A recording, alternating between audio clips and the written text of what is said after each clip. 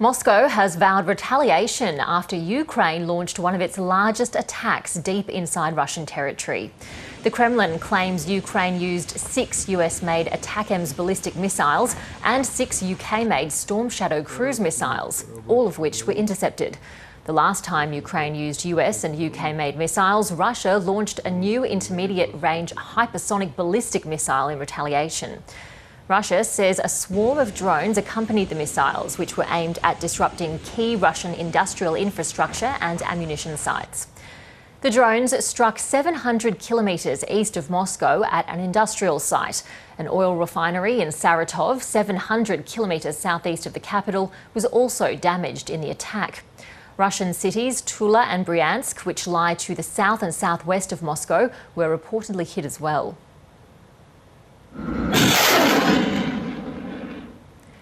Kyiv's attack comes as Russia continues to make advances in eastern Ukraine. Moscow has now captured Neskushne and Terny in Ukraine's Donetsk region. Analysts say Russia is preparing for the Donald Trump US presidency by claiming as much territory as possible. Russia's Foreign Minister Sergei Lavrov says they will look at the new administration's position closely. Once President Trump becomes president and formulates his final position on Ukrainian affairs, of course, we will study it. The very fact that people have started to mention the realities on the ground more often is probably worthy of welcome. President Trump himself in his big interview have already mentioned the reasons for the conflict in the part that concerns dragging the Kyiv regimes into NATO. Meanwhile, NATO has launched a new mission dubbed the Baltic Sentry, which features a brigade of ships, drones and aircraft that will conduct surveillance over the Baltic Sea.